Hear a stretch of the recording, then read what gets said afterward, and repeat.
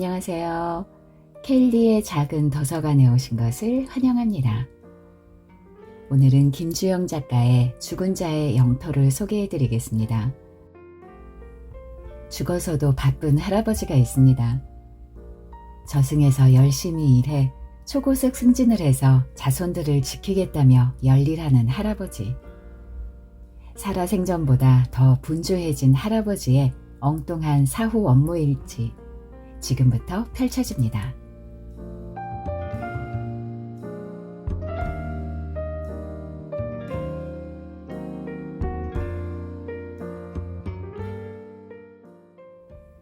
무명은 배달 호출이 없는 틈을 타서 잠시 오토바이를 골목 어귀에 세웠다.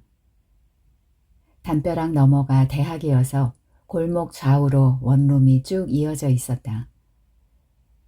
주위로 아파트도 질비해서 이 주변은 복잡하게 짝이 없었는데 이 골목만은 묘하게 늘 한적했다.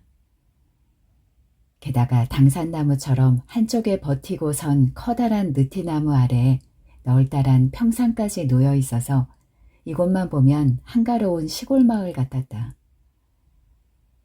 그런 분위기가 좋아서인지 평상에는 수시로 사람들이 앉아서 머물렀다. 무명은 보름 전에 우연히 근처 원룸에 배달을 왔다가 이 골목을 알게 되었다. 그 후로 휴식 시간이면 일부러 찾아와 평상에 앉아 시간을 보냈다.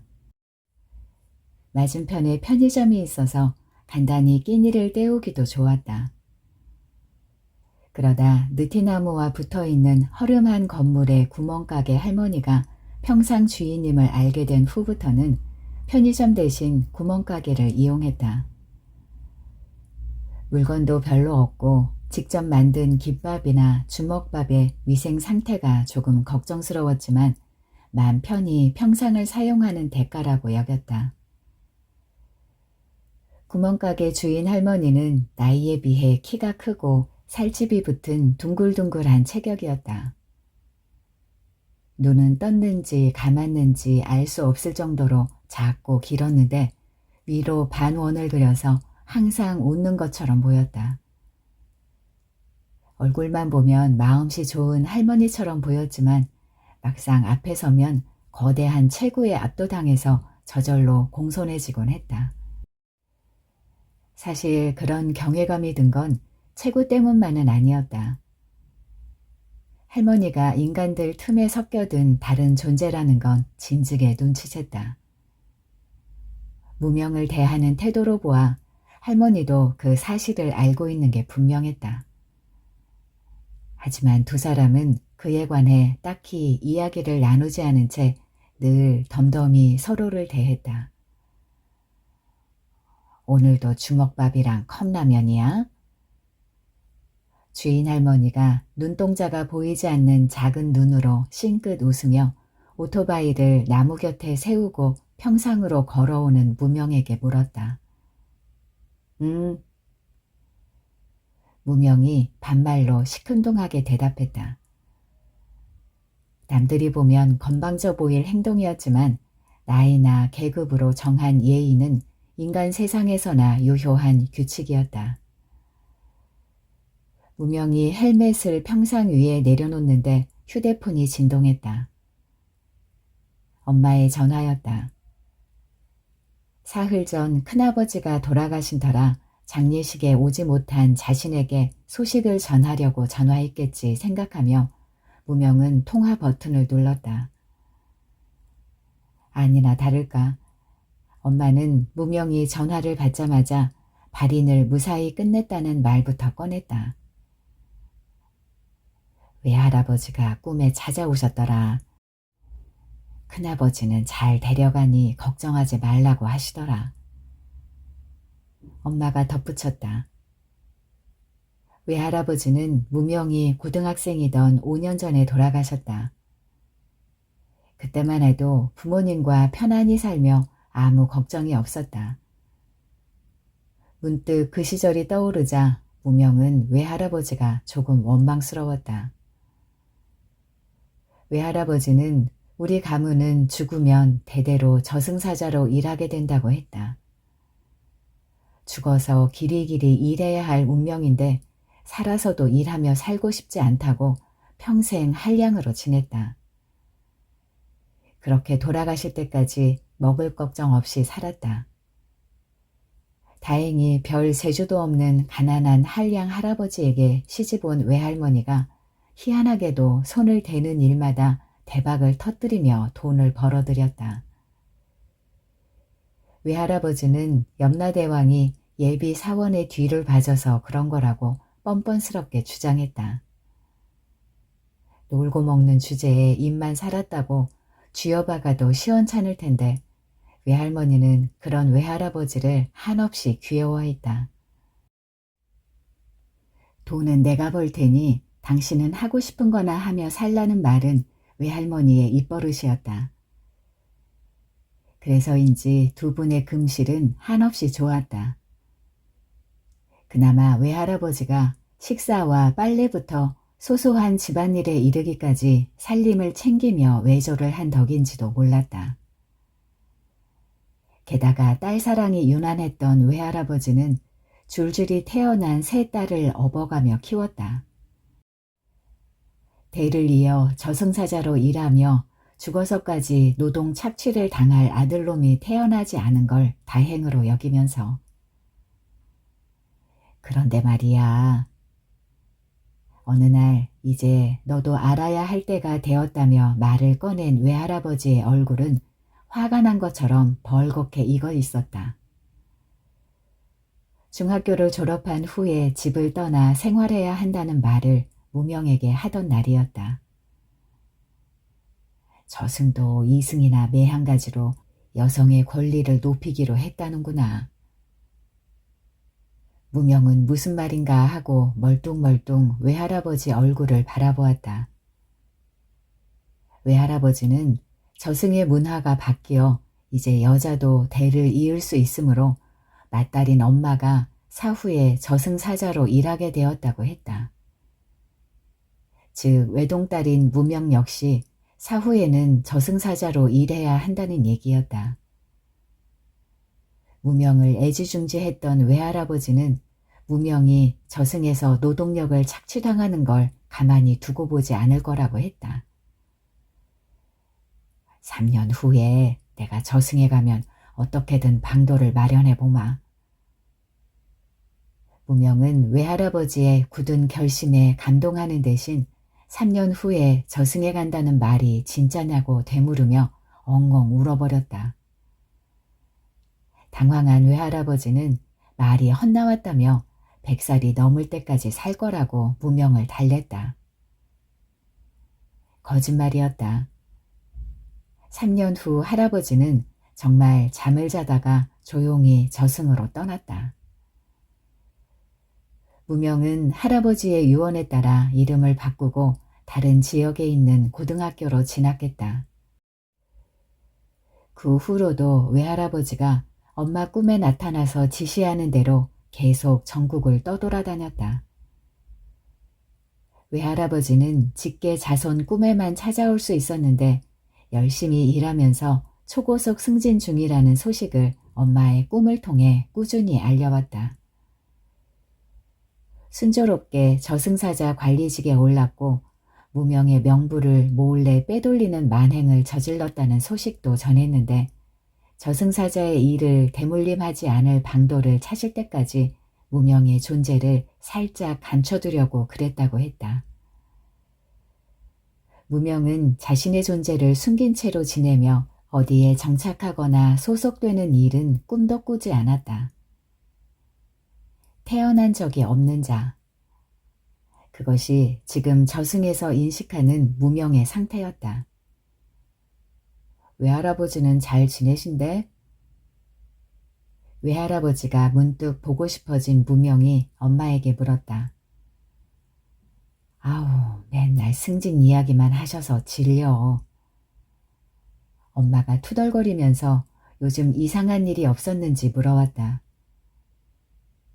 외할아버지가 너 주변에 이상한 일이 생길 수 있으니 무조건 조심하라셔.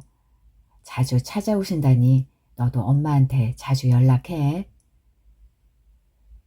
엄마가 걱정스러운 말투로 당부하더니 전화를 끊었다. 전화를 끊고 나자 이상한 세계에서 현실로 돌아온 기분이 들었다.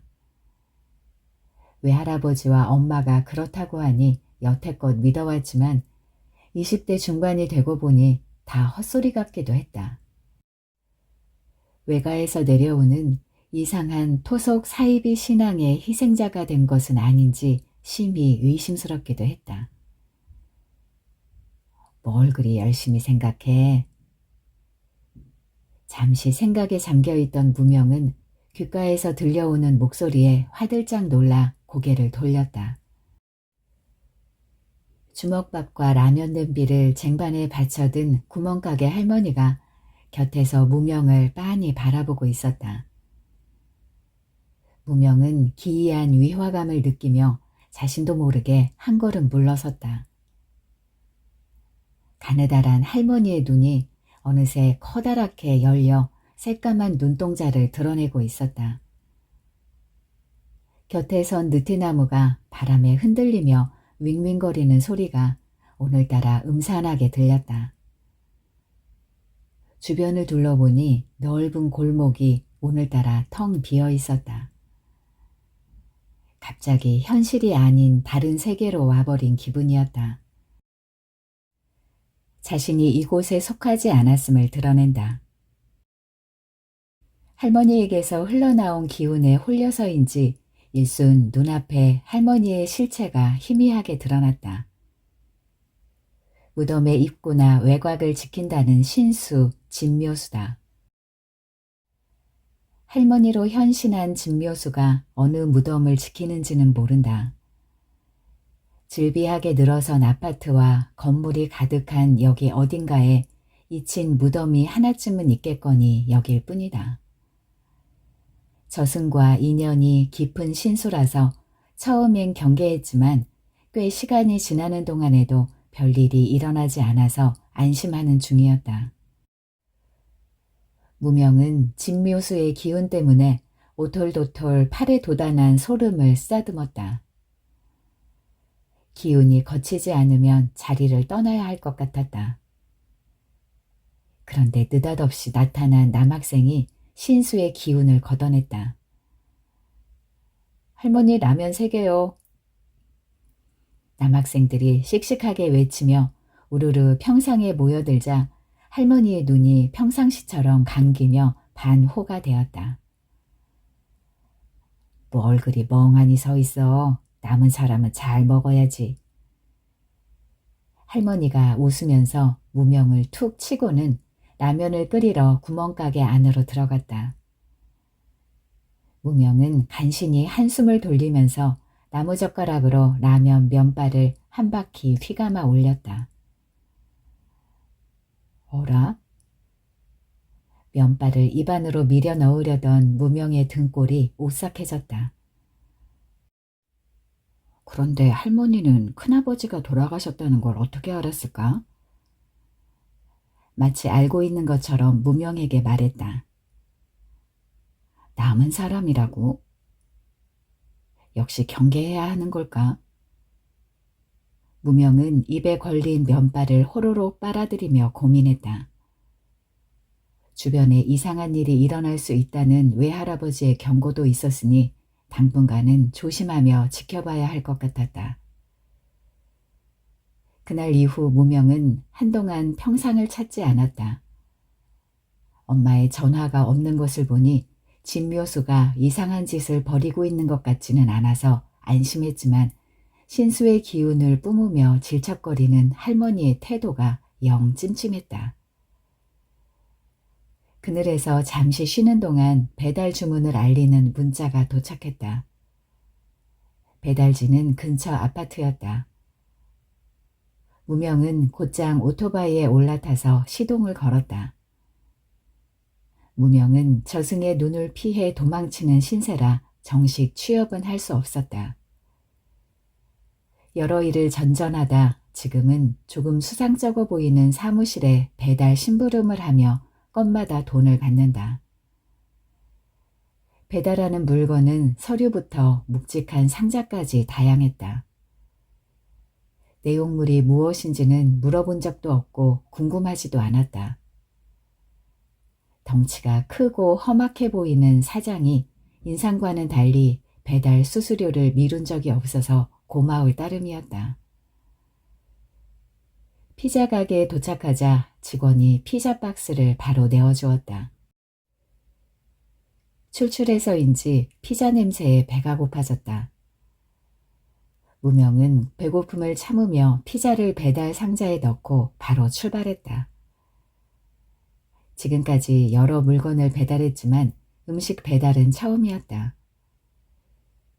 식기 전에 빨리 배달해야 한다는 생각에 마음이 조급해졌다.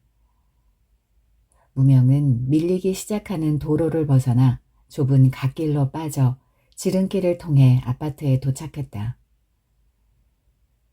현관 벨을 누를 때쯤엔 배고픔이 절정에 다다라 있었다.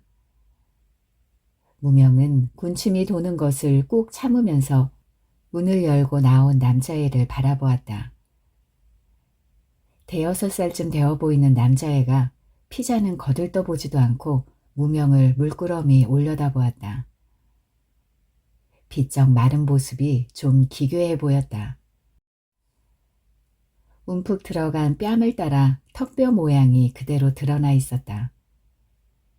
조금 더 살이 빠지면 얼굴이 꼭 해골처럼 보일 것 같았다. 저기 피자 배달 왔는데. 무명이 남자의 너머로 거실을 힐끔거리며 말했다. 부모님은 안 계시니? 무명이 남자에게 묻는 순간 갑자기 통통한 여자가 불쑥 나타났다. 엄마인 모양이었다. 누군지 확인하기 전엔 문을 열면 안 돼. 그리고 아프니까 나오면 안 된다고 했잖아. 역시 병이라도 걸려서 마른 모양이었다. 여자는 부드럽게 말하고 있었지만 목소리엔 지친 기색이 역력했다. 아마 아픈 애를 돌보다 보니 그런 거겠지. 무슨 일이세요? 여자가 남자애를 뒤로 물리고 앞으로 나서며 물었다. 피자 배달 왔어요. 그 말에 여자가 살짝 눈을 찌푸렸다. 집을 잘못 찾아오신 것 같아요. 우리는 시킨 적이 없거든요. 여자가 주소를 확인해 보라고 말하곤 문을 닫았다. 무명은 배고픔 사이로 밀려드는 피자 냄새에 고문을 당하며 영수증에 적힌 주문자 번호로 전화를 걸었다. 상대는 신호음이 몇 번 가기도 전에 금방 전화를 받았다. 피자 시키신 분 맞죠? 젊은 여자 목소리가 그렇다고 대답했다. 주소를 잘못 적으신 것 같아요. 무명은 영수증에 적힌 주소를 불러주었다. 알아요. 혹시 그 집에 사는 남자애를 보셨나요? 상태가 어땠어요? 여자가 떨리는 목소리로 물었다. 안절부절 못하는 여자 때문에 당황스러웠지만 무명은 침착하게 전화를 받았다. 배달하다가 가끔 이상한 일이 생기더라도 놀라지 말라던 사장의 당부도 생각났다. 꼬마가 아파서 그런지 많이 말랐더라고요. 무명이 본 그대로 말했다. 역시 그랬구나. 어떡하지? 발을 동동 구르며 어쩔 줄 몰라 하는 절박함이 목소리에서 그대로 전해졌다. 금방이라도 울음을 터뜨릴 것 같던 여자는 통화 중임을 간신히 기억했는지 황급히 전화를 끊으려고 했다. 피자는 어디로 갖다 드려요? 다급해진 무명이 물었다. 필요 없으니 그냥 드세요. 전화가 바로 끊겼다. 무명은 그윽이 올라오는 피자 냄새를 맡으며 황홀할 정도로 행복해졌다. 다음 배달도 없는 터여서 아파트 화단에 걸터앉아 순식간에 한 조각을 우적우적 씹어 먹었다. 걷잡을 수 없던 허기는 두 조각을 먹고 나서야 간신히 사라졌다. 천천히 한 조각을 더 꺼내 먹으면서 무명은 그제야 전화를 건 여자의 사연이 궁금해졌다. 남자애와 무슨 관계이기에 일부러 배달을 시켜서 상태를 확인한 것일까? 복잡한 사연으로 떨어져 살게 된 아들이거나 가까운 가족인가 싶기도 했다. 아이의 상태는 딱 보아도 좋아 보이지 않았다. 다정해 보이던 엄마가 일부러 굶겼을 리는 없으니 역시 심각한 병을 앓고 있는 것 같았다. 일부러 굶기지는 않았을 거라고? 피자를 씹던 무명의 머릿속에 그간 신문과 방송에서 봤던 아동학대 뉴스가 뇌리를 스쳤다. 세상에는 상식을 넘어서는 악마 같은 인간들이 적지 않았다. 설마 아이가 학대당하고 있었던 건 아니겠지? 무명은 높은 아파트를 물끄러미 바라보았다. 무슨 오지랖이람. 잘 알지도 못하는 남의 집 일에 끼어들 이유가 없었다. 게다가 학대인지 아닌지도 분명하지 않은 상황에 무턱대고 신고를 하기도 어려웠다. 그냥 무슨 사정이 있으려니 하며 무명은 반이나 남은 피자를 내려다보았다. 더 먹자니 배가 부르고 버리자니 아까웠다. 허기가 느껴질 때만 해도 절박하게 갈망했던 것이 이젠 쓰레기로 보였다. 인간의 마음이 이토록 간사했다. 어쩔까 망설이다가 평상이 있는 골목으로 가져가 보기로 했다. 할머니 가게에는 라면과 주먹밥을 순식간에 먹어치우는 남학생들이 자주 왔다. 할머니가 주먹밥을 덤으로 주었기 때문이다. 그 남학생들이라면 즐겁게 피자를 먹어치울 것 같았다. 아니나 다를까 남학생들은 피자를 보자마자 괴성에 가까운 함성을 지르며 달려들었다. 고작 피자에 야단 법석을 떠는 모습에 무명은 자신도 모르게 웃고 말았다. 남의 장사 망치러 왔나 보네. 할머니가 순식간에 비어버린 피자 상자를 물끄러미 바라보며 무명을 흘겨봤다. 주문한 사람이 그냥 먹으라고 했는데 양이 많아서. 무명이 어색하게 웃으면서 봐달라는 표정을 했다. 공짜 음식이 생겼는데 표정은 왜 그리 죽상이야? 마음에 걸리는 일이 있어서. 무명이 일부러 피자를 엉뚱한 곳으로 배달시킨 여자와 비쩍 마른 꼬마 남자의 얘기를 꺼냈다.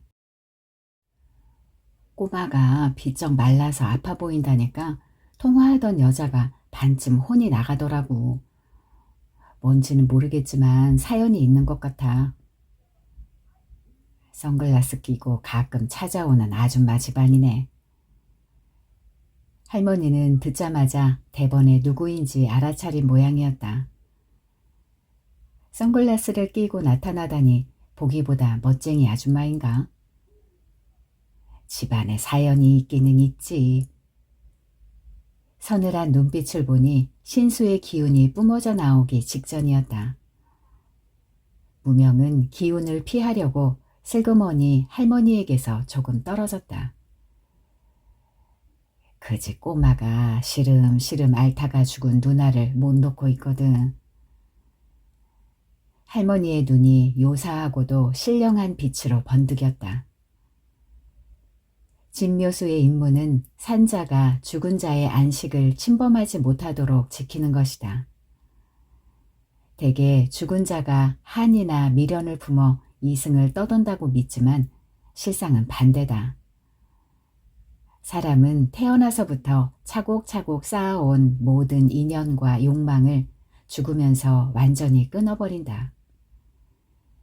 이미 죽은 그들은 살아있는 자들의 세계에 어떤 감흥도 없었다. 오히려 뒤에 살아남은 사람들의 미련이나 한과 그리움이 죽은 자를 이승에 붙들어 놓으면서 완전한 안식에 이르지 못하게 한다. 그래서 진묘수의 임무는 죽은 자가 아닌 산자의 그리움과 한을 정화하는 거였다. 죽은 누나가 안식하려면 살아있는 동생이 누나를 마음에서 놓아야 한다. 말이야 쉽지만 좋든 싫든 깊은 인연으로 맺어졌다가 죽음으로 이별한 사람은 그 자신의 일부가 되어 늘 함께 살아간다. 정화라고 해봐야 조금씩 덜 생각하고 덜 그리워하게 되는 거겠지. 누나는 왜 죽었는데? 무명의 질문에도 할머니는 대답이 없었다.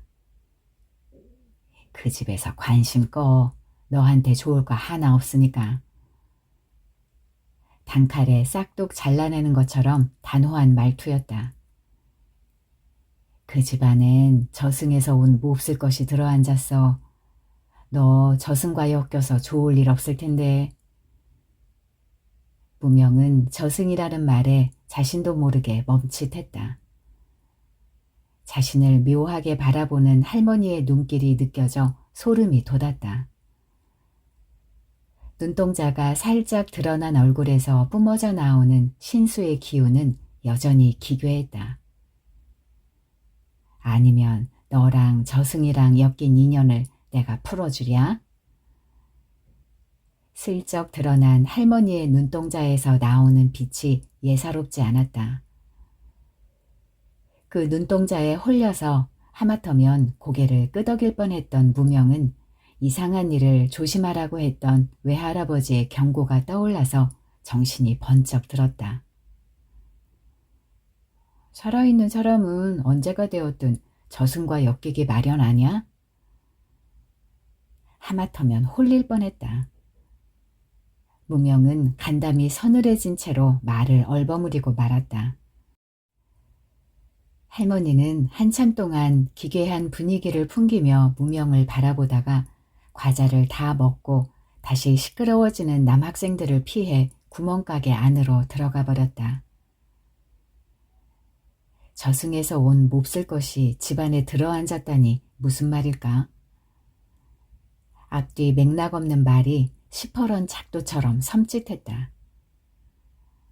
그런데 남동생처럼 누나도 시름시름 앓다가 죽었다는 말이 자꾸 마음에 걸렸다.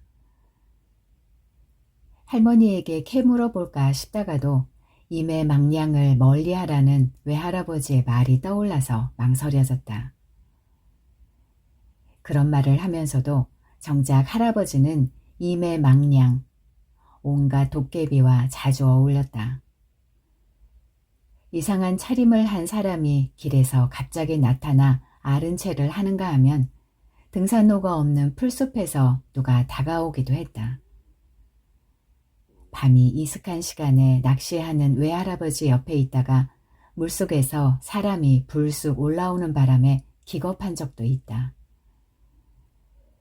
그럴 때마다 외할아버지는 무명을 멀리 떨어뜨려 놓고 그 사람들과 쑥덕대며 어울렸다.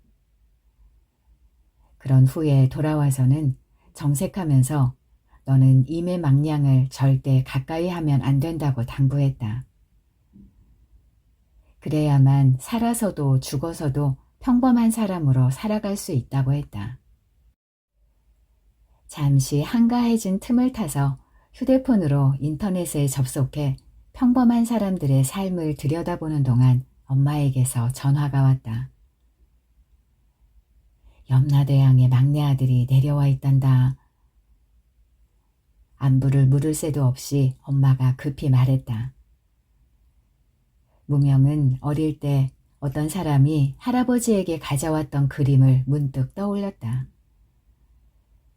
기괴한 그 그림에는 죽은 자의 뼈와 지옥의 유황불로 빚어 만든 저 세상의 존재들이 탈 것에 올라 떼지어 몰려가는 모습이 그려져 있었다.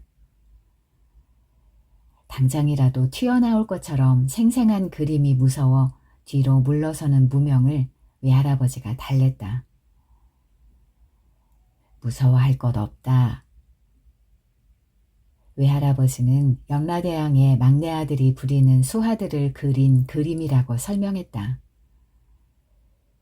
이들이 제멋대로 데려가는 영혼은 심판도 없이 곧장 지옥의 시면으로 끌려가서 심한 고통을 받는데 염라가 눈치를 채어야 구조될 수 있었다.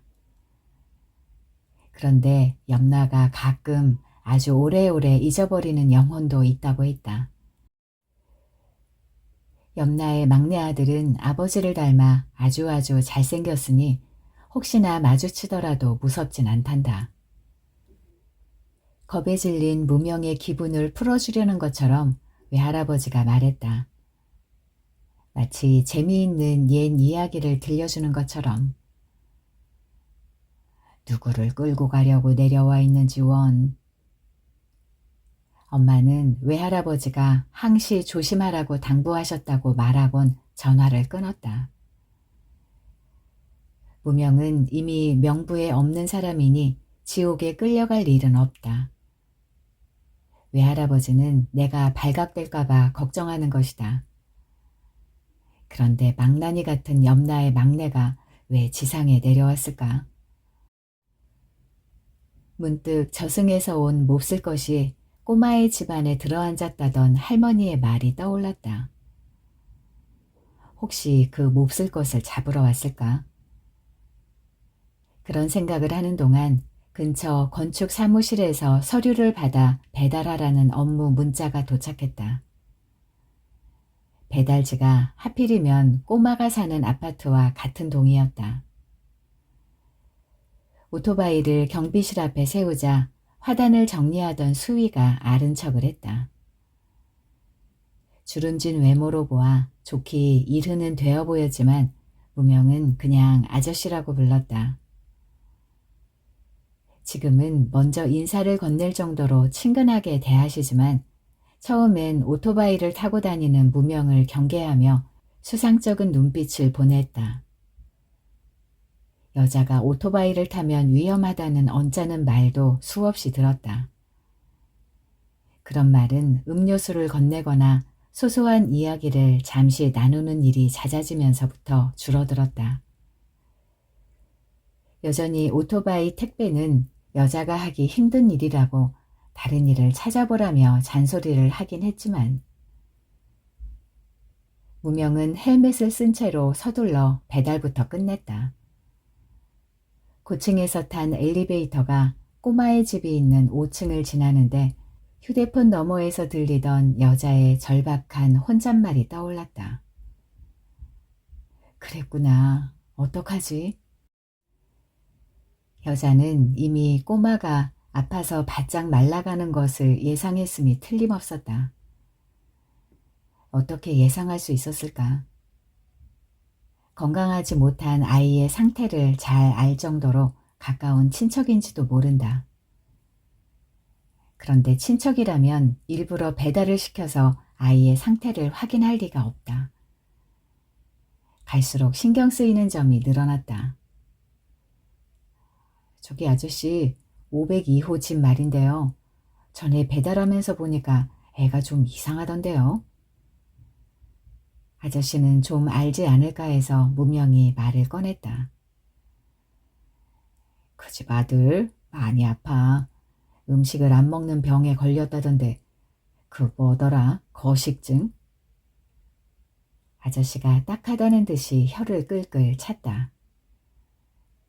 일부러 굶기는 건 아니고요. 아저씨는 전혀 아니라고 했다. 얘 엄마가 천사처럼 착해. 지나가는 걸 보면 아들한테 얼마나 다정한지 몰라. 애 아빠는요? 아저씨는 대답하려다가 헛기침과 슬쩍 딴청을 피웠다. 저만치서 선글라스를 쓴 여자가 걸어오고 있었다. 무명은 여자가 꼬마의 엄마임을 대번에 알아보았다. 할머니가 말했을 때는 의외로 멋쟁이라고만 생각했다. 그런데 곧장 비가 쏟아질 것 같은 날씨에도 선글라스를 쓴 모습이 이상했다. 햇볕을 가리거나 멋을 부리려는 것이 아니라 얼굴을 가리려는 것인가? 피자를 배달하던 날 보았을 때는 얼굴에 특별한 상처나 흉터가 없었는데 남편이 어제 술을 마셨나 보네. 여자가 아파트 안으로 들어간 후에야 아저씨가 혀를 끌끌 찼다. 남편이 평소엔 참 괜찮은데 술만 먹으면 영 딴 사람이야. 손찌검도 하는지 가끔 얼굴에 멍이 들면 저렇게 선글라스를 쓰고 다녀. 한 번은 내가 마음에 걸려서 신고를 했는데 그런 적 없다고 남편 편을 들지 뭐겠어. 사정을 아는 아줌마들은 그냥 헤어지라고 했다는데 애를 위해서 그럴 수 없다고 했다네. 아저씨가 딱한 표정이 되었다. 어릴 때 부모님이 헤어지면서 친척집을 전전하면서 떠돌아다녀서 그런지 애가 있는 이상 이혼은 안 할 생각인가 보더라고. 절대 애들을 안 버릴 거래. 집안에 들어앉았다는 저승에 못된 것이 뭐기에 사람을 이토록 괴롭히는 걸까? 임해망량이 깃든 일에는 다 연유가 있으니 다른 마음이 일더라도 그냥 지나쳐야 한다. 외할아버지라면 분명히 그렇게 말했을 것이다. 세상 일은 눈에 보이는 이치로만 판단할 수 없다. 인간의 눈엔 비정한 일이 세상의 이치로는 다르게 보이기도 한다. 그 반대의 경우도 마찬가지다. 간혹 뉴스를 볼 때면 외할아버지가 초월한 사람처럼 노상하던 말이었다. 그러나 무명은 세상과 거리를 두고 초연히 살았던 외할아버지와 달랐다. 평범하게 남의 일에 마음이 쓰이고 걱정하기도 했다. 그 아줌마랑 꼬마를 도와줄 방법이 있어? 다음 날 할머니를 찾아간 무명이 물었다. 할머니는 감았는지 떴는지 구분되지 않는 작은 눈으로 무명을 물끄러미 바라보았다. 그 순간 무명은 질문이 잘못되었음을 깨달았다. 돕는 방식은 사람마다 제각각이다. 누군가는 남편을 감옥에 보내야 한다고 할 것이고 또 다른 누군가는 모자를 집에서 나오게 해야 한다고 할 것이다. 신령한 존재들의 도움은 그보다 훨씬 폭이 넓고 극단적이기도 했다. 아줌마가 남편이랑 헤어지고 꼬마랑 같이 살 방법이 있느냐고. 무명이 질문을 고쳐서 다시 물었다. 그게 네가 생각하는 최선인 모양이지. 할머니가 딱하다는 투로 말했다. 딸이 죽을 때도 똑같은 상황이었는데 애 엄마는 떠나지 않았어. 무슨 말인가 해서 무명이 할머니를 바라보았다. 딸애가 살았을 적에 데리고 떠나라고 그 엄마에게 수없이 말했지. 그런데도 말을 듣지 않았고 딸애는 내 영토에 묻혔어. 이번이라고 다르진 않을걸. 다를 수도 있잖아. 무명이 고집스럽게 말했다. 저승과 엮일 수 있으니 그 집에는 관심을 두지 말라고 했지. 할머니는 서늘한 눈빛을 빛내며 말했다. 끼어들지 마. 걔는 곧 죽을 운명이야. 그래야 내 일도 끝나. 내 일이라는 건 진묘수의 영토에 묻혀있다는 누나의 안식을 지키는 것을 가리킬 것이다. 죽어야만 마음에서 놓을 정도로 누나를 향한 꼬마의 정과 그리움이 깊었던 모양이다. 시들어가는 나무처럼 바싹 말라가면서도 놓지 못하는 마음. 어떡하지? 휴대폰 너머에서 들리던 목소리가 자신의 마음속에서도 들리는 것 같았다. 그래도 정 도와주고 싶다면 영 방법이 없는 건 아니지.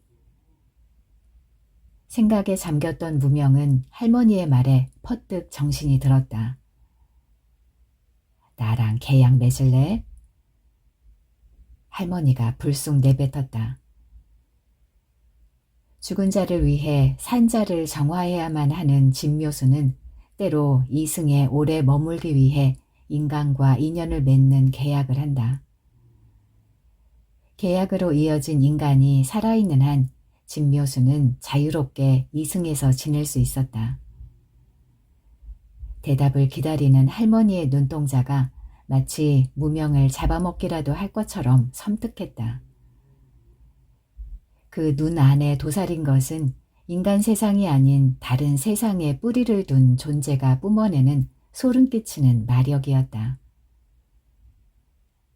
내가 네 피를 조금만 빨면 되는데.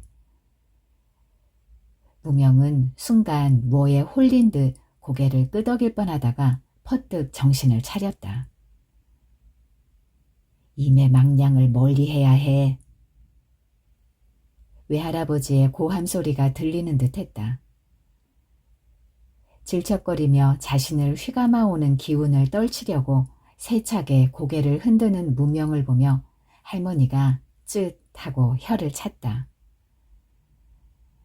생각 바뀌면 언제든 말해. 그리고 애 엄마가 선글라스를 썼으니 오늘 저녁에 여기 올 거야. 만나보고 싶으면 와 보든가. 놓친 먹잇감을 아쉬워하는 것처럼 입맛을 다신 할머니가 말을 툭 던지더니 가게 안으로 들어가 버렸다.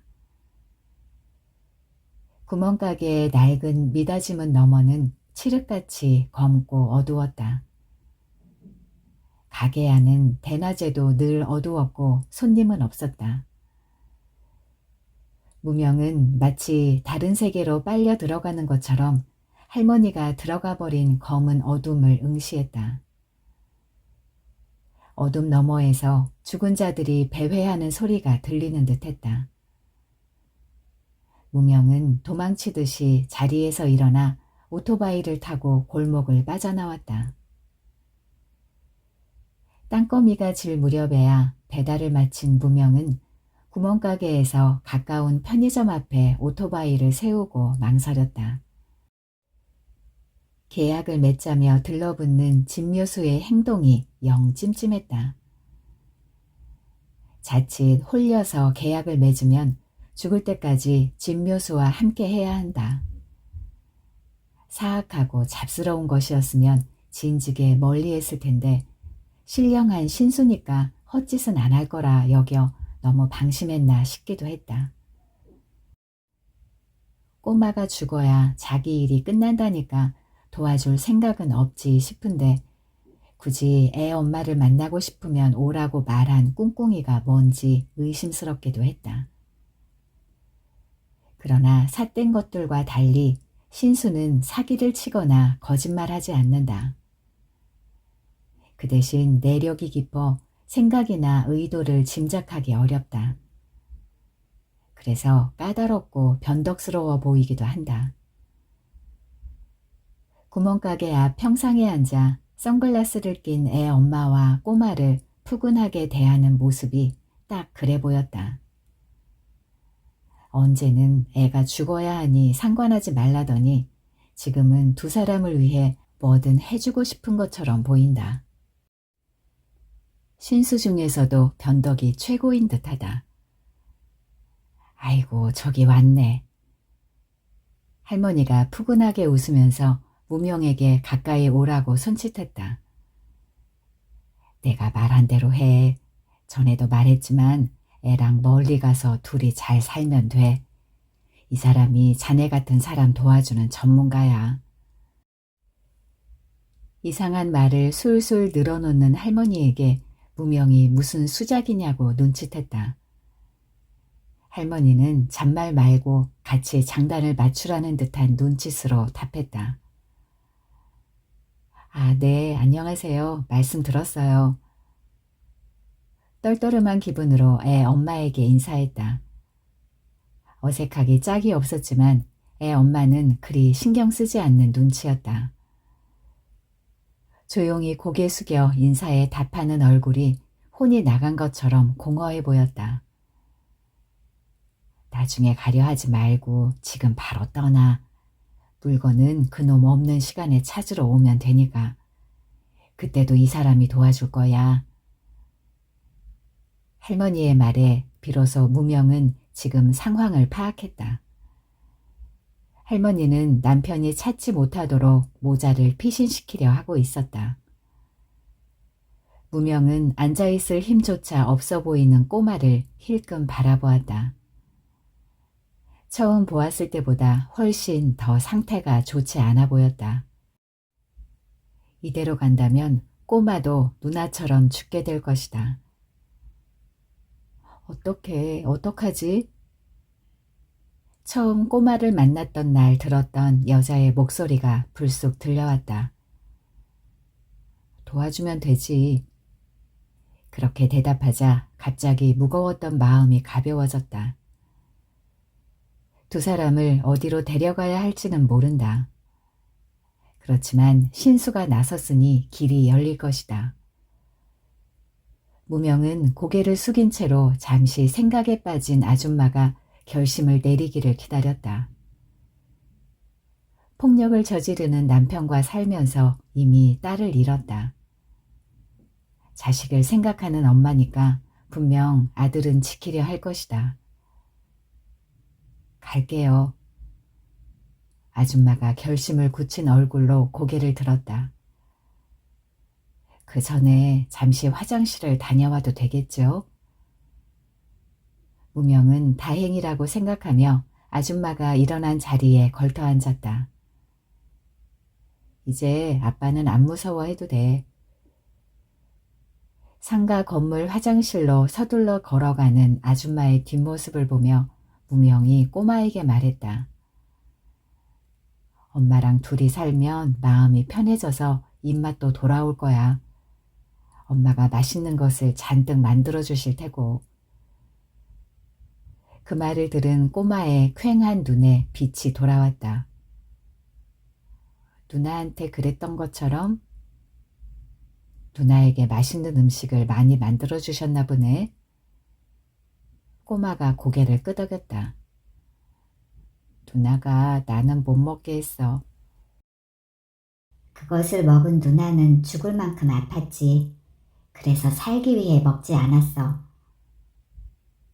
말소리는 꼬마의 입이 아닌 다른 곳에서 들렸다. 이제 만난 음식은 모두 내 차지였어.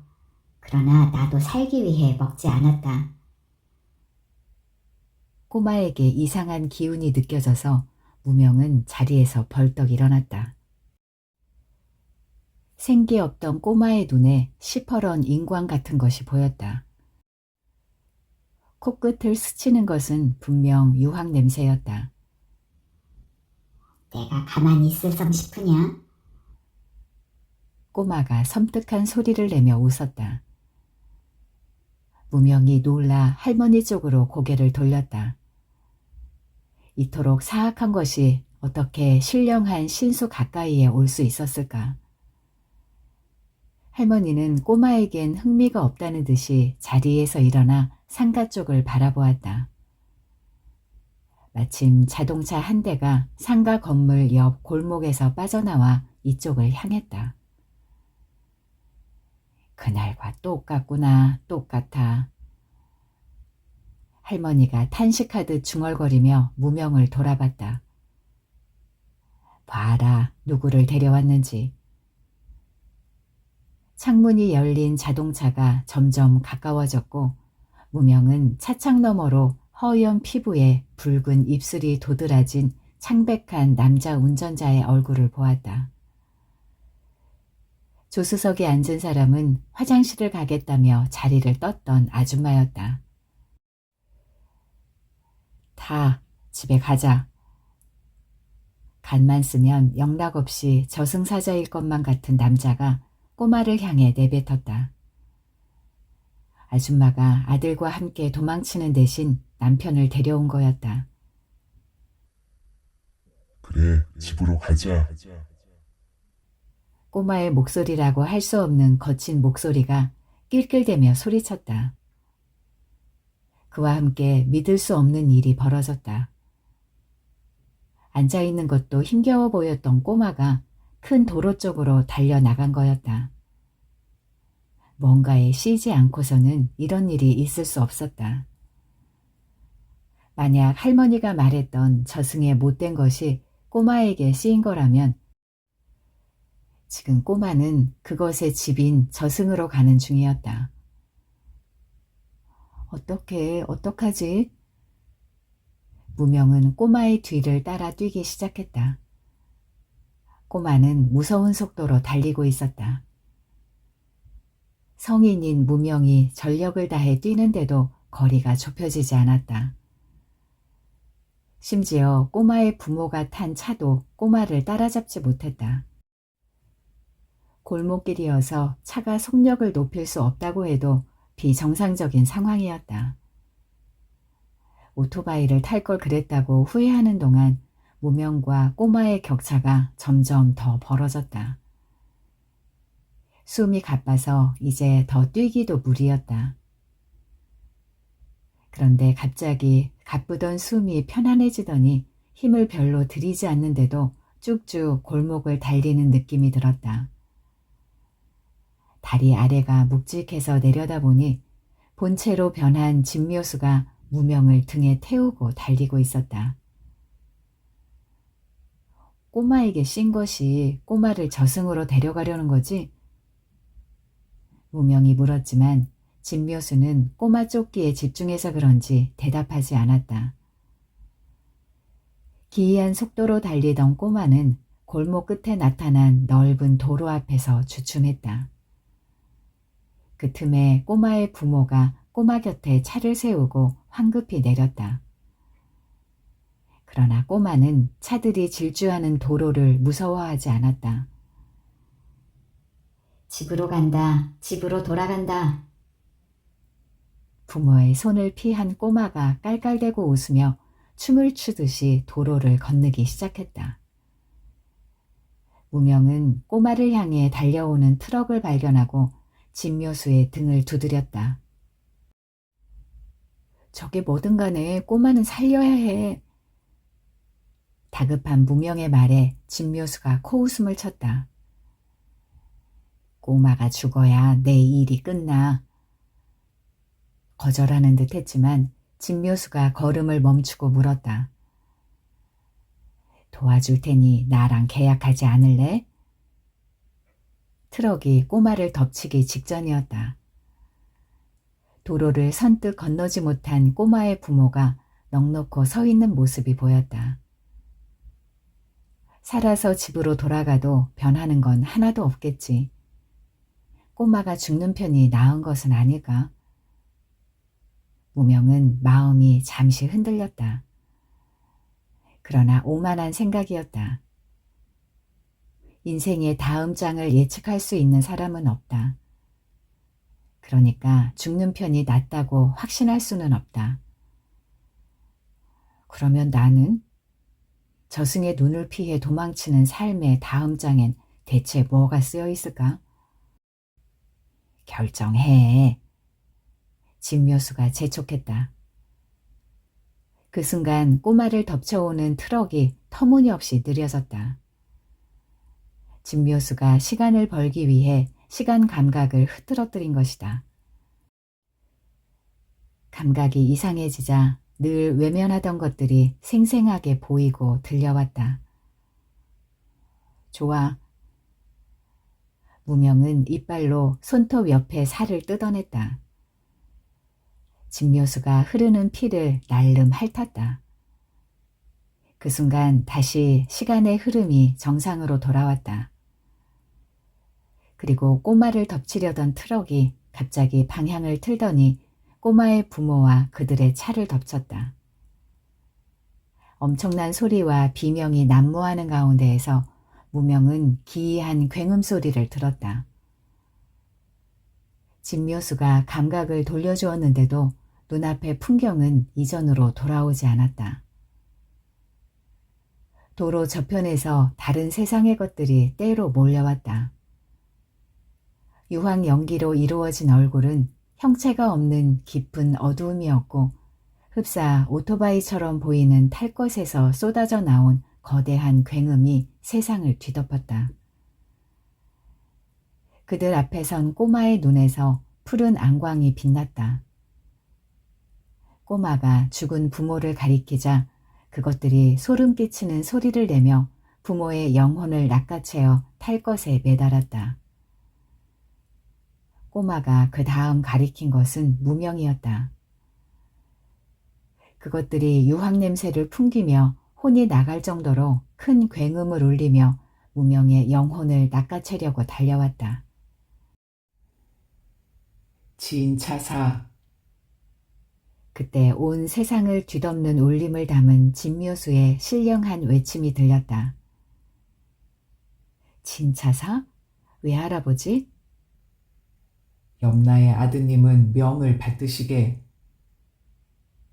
저승사자 제복에 소매자락을 휘휘 날리며 서 있는 외할아버지의 모습과 쩌렁쩌렁 울리는 목소리가 꿈처럼 아득하다가 그립다가 멀어졌다. 무명의 기억에 남은 일은 거기까지였다. 진묘수는 그 후의 일을 자기와 외할아버지가 다 처리했다고 했다. 이승이고 저승이고 가리지 않고 사람의 영혼을 지옥으로 끌고 가는 수하들은 저승으로 돌려보냈고 꼬마에게 씌인 저승의 못된 것도 잘 해결했다고 했다. 부모가 죽은 후에 꼬마는 어떻게 됐어? 가장 궁금했던 것을 묻자 진묘수는 차차 알게 될 거라고 했다. 며칠 후 무명은 떠돌이 생활을 정리하고 진묘수가 지내는 구멍가게 안으로 옮겨왔다. 시커멓고 어두운 입구와는 달리 실내가 넓어서 둘이 지내기에도 충분했다. 진묘수가 머무는 곳에 무덤이 없는 걸 이상히 여긴 무명이 물었다. 온 세상. 의외의 대답이었다. 살아있는 자보다 죽어서 묻힌 자가 훨씬 많으니 온 세상이 나의 영토임이 당연하지 않으냐? 당황한 무명을 보며 진묘수가 픽 웃었다. 두 존재의 어색한 동거는 얼마 후 새로운 식구의 등장으로 끝이 났다. 꼬마는 이승과 저승의 경계에 놓인 어두운 입구를 통과해 구멍가게 안으로 불쑥 들어왔다. 여전히 마른 모습이었지만 그 집에 있을 때보다는 건강해 보였다. 너 때문에 이렇게 됐잖아. 안광을 번뜩이던 모습은 온데간데 없이 꼬마가 잔뜩 찌푸린 얼굴로 투덜거렸다. 배고프니까 밥이나 가져와. 털썩 주저앉아 말하는 태도가 건방지기 짝이 없었다. 그런데 진묘수는 야단을 치는 대신 거하게 상을 차려왔다. 저승에서 보내준 서류야. 개걸스럽게 음식을 먹어 치우던 꼬마가 문득 생각난 것처럼 서류 봉투를 내밀었다. 나를 모시게 되다니 영광인 줄이나 알아. 고기 반찬을 입으로 가져가며 꼬마가 여전히 건방지게 말했다. 무명은 진묘수가 꾹 참는 표정으로 건네준 서류를 받아 훑어보고 아연해졌다. 할머니 진묘수, 손녀 진무명, 손자 진연라의 이름이 적힌 가족관계 증명서였다. 염라의 막내 아들이야. 진묘수가 턱 끝으로 꼬마를 가리켰다. 무명은 아버지를 닮아 수려한 외모를 자랑한다던 소문을 떠올리며 비쩍 마른 꼬마의 얼굴을 물끄러미 바라보았다. 얼굴 어디에도 미모라고 할 만한 부분이 없는 평범한 어린애 얼굴이었다. 뭘 그렇게 봐. 다 너 때문에 이렇게 됐잖아. 잠시 벌받아서 근신하려고 인간으로 태어났는데 이승이 이렇게 힘없고 어린 것을 괴롭히는 시궁창인 줄은 몰랐지. 돌아가는 즉시 수하들을 데리고 내려와서 어린애를 괴롭히는 부모를 모조리 지옥으로 끌고 갈 계획이었는데 네가 끼어드는 바람에. 번뜩이는 눈에서 숨길 수 없는 분노의 기운이 흘러나왔다. 진차사가 저승에서 정한 기대 수명까지 인간으로 살라는 대왕의 명을 가지고 왔으니 당분간 집으로 돌아갈 수 없게 됐어. 꼬마 열나가 투덜거렸다.